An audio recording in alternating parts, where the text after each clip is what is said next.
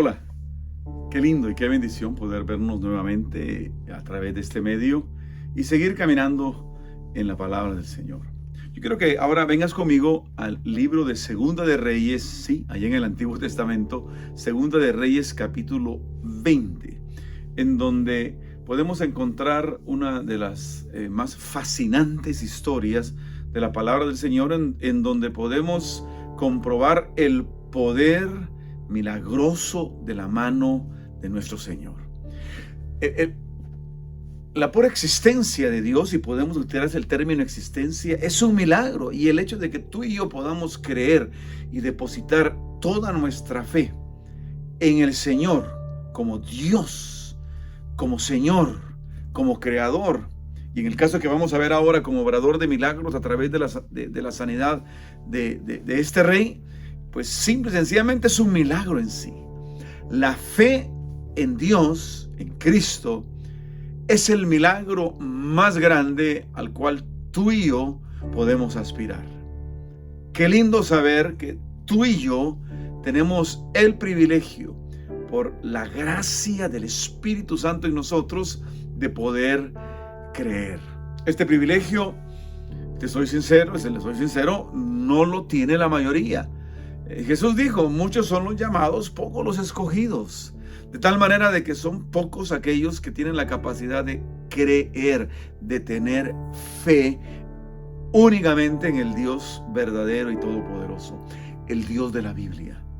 Y ese es el caso del rey Ezequías, en donde tú y yo hoy vamos a ver en el capítulo 20, versos del 1 al 7, esa fe de ese rey que hizo ciertamente la obra de Dios siendo rey.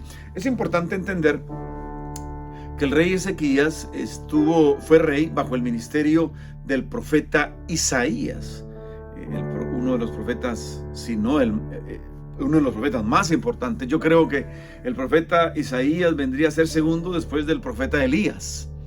Entonces vemos que fue bajo el ministerio de este varón de Dios que el reinado de Ezequías, que era su ministerio, porque tenemos que entender que la posición de rey en Israel realmente era un ministerio, porque el rey era el responsable de guiar al pueblo en el camino correcto de Dios, que los sacerdotes y los profetas usados por Dios le indicaban al rey. Al rey le correspondía aplicar esas leyes, esa identidad de pueblo de Dios a toda la población, y de esa manera agradar a Dios. Bueno, dentro de el profeta, el rey Ezequías fue uno de los 20 reyes del reino del sur, es decir, de Judá, en donde de esos 20 reyes únicamente 9 fueron buenos. Los restantes 11 fueron malos. Pero bueno, al menos es algo, porque en el reino del norte, es decir, Israel, de los 20 reyes de Israel, los 20 fueron malos, fueron pésimos. Había una competencia de quién era el peor. En el cambio, en el reino del sur fueron 9, al menos, los que buscaron hacer la voluntad de Dios siendo reyes. Ahora, Ezequías fue uno de esos 9, y probablemente uno de los mejores. Porque dice en los versos, en los capítulos anteriores, especialmente si lees el capítulo 18, el capítulo 19, todas las reformas que el rey Ezequías realizó, todas aquellas cosas que sirvieron para que el pueblo volviera su rostro a Dios. El pueblo venía de un momento, de una historia decadente en su fe al Señor y con las consecuencias respectivas. Pero el rey Ezequías, en medio de una gran presión, recordemos que los capítulos 18 y 19 nos narra cuando el rey de Asiria quiso y sitió Jerusalén con la intención de invadirla y hacer lo mismo que había hecho con el reino del norte, estableciendo lo que más adelante se llegó a conocer como Samaria. Nos damos cuenta de que el reinado de Ezequías fue probado, y en esa prueba que Ezequías, el rey, tuvo que pasar, salió fiel. Es decir, el profeta Ezequías bajo el ministerio, el rey Ezequías bajo el ministerio del profeta Isaías fue capaz de obedecer a Dios en medio de las dificultades, en medio de la prueba, en medio de lo más difícil. Ahora, cuando tú y yo somos obedientes al Señor, y eso creo que es una de las cosas más importantes que hoy tenemos que ver, cuando tú y yo somos capaces de ser fiel a Dios bajo cualquier circunstancia, sea buena o sea mala, ser fieles a Él, comprometidos con Él, Dios nos bendice. Dios nos bendice. Dios está con nosotros. Así que dice la palabra que Ezequías fue un hombre conforme al corazón de su padre, dice David. Eso era algo grande para los reyes de Judá, para los reyes de Israel, que pudiesen ser identificados con el hombre conforme al corazón de Dios. Así era Ezequías, conforme al corazón de David su padre. Ahora, siendo así bueno, la tragedia impacta su vida. Dice allí en el versículo 1 de que Ezequías enfermó con una enfermedad de muerte. Y vemos que el profeta se le asignó la tarea de llegar ante el rey y declararle de parte de Dios que iba a morir. ¡Wow! Una tarea muy difícil para el profeta, ya que él amaba a Ezequías. Él lo había formado, él lo había dirigido y había visto la bondad del rey y la fe del rey. Pero también le tocó ahora ser probado en su interior. Fue probado como rey frente al pueblo. Ahora le correspondía a él ser probado como creyente en Dios, como el ungido de Dios, porque todos los reyes eran los ungidos de Jehová. Entonces, todos conocemos la historia, cómo le declara esto el profeta al rey, y luego se retira el profeta, y dice la palabra que el rey se vuelve a la pared y llega ante el Señor y dice: Señor, recuérdate, haz memoria de mi vida, haz memoria de todo lo que he hecho, haz memoria del amor que he tenido, haz memoria de mi fidelidad, haz memoria, Señor, de que he trabajado en tu obra conforme a tu voluntad.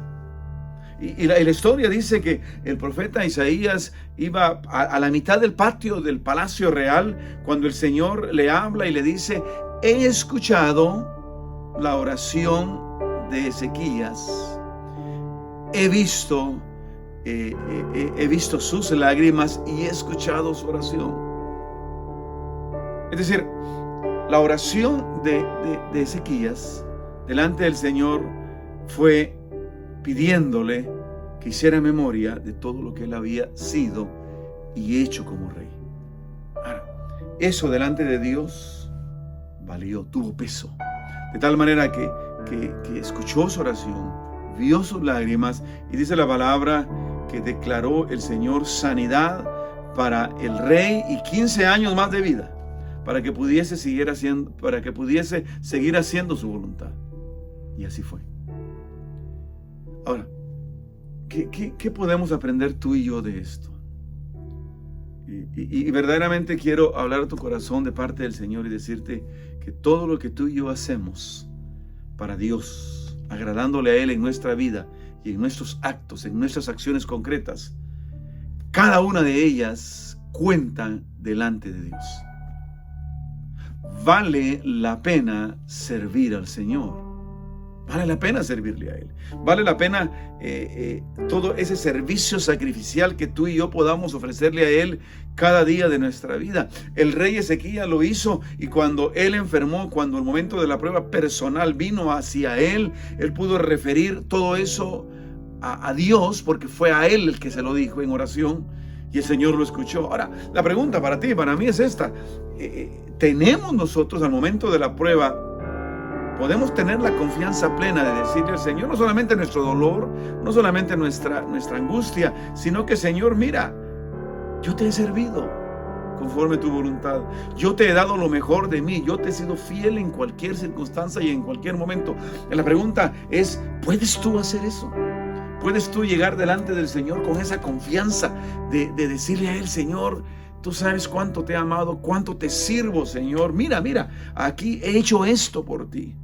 he servido a ti, he financiado tu obra, Señor, he traído mis diezmos y mis ofrendas a ti, he dedicado mis mejores talentos al servicio tuyo, he dedicado grandes porciones de mi tiempo, Señor, a tu obra, he hecho el bien a aquel que lo necesita, Señor. Mira todo eso. La pregunta mía para ti es, ¿podrías tú decir eso? Yo confío en el Señor que sí. Yo trabajo todos los días para poder tener muchas razones para decirle al Señor, Señor, gracias por la oportunidad que me das de servirte. He hecho en mi esfuerzo, en mi vida, lo mejor que he podido y en el poder de tu Espíritu Santo. Y yo sé que todo eso cuenta delante del Señor. Y todo lo que tú también haces cuenta delante del Señor. Una pregunta mía para ti es esta: ¿cómo está tu cuenta delante del Señor? ¿Está baja o está alta? Yo te invito a que cuando sirvas al Señor tengas la plena confianza de que lo que estás haciendo cuenta delante de Él. Si tú eres una persona que sirve fiel, generosamente al Señor, ten confianza de que delante del Señor cada uno de esas cosas que has hecho concretas cuentan a favor tuyo. Que la paz de Dios esté contigo y nos vemos a la próxima. Que Dios te bendiga.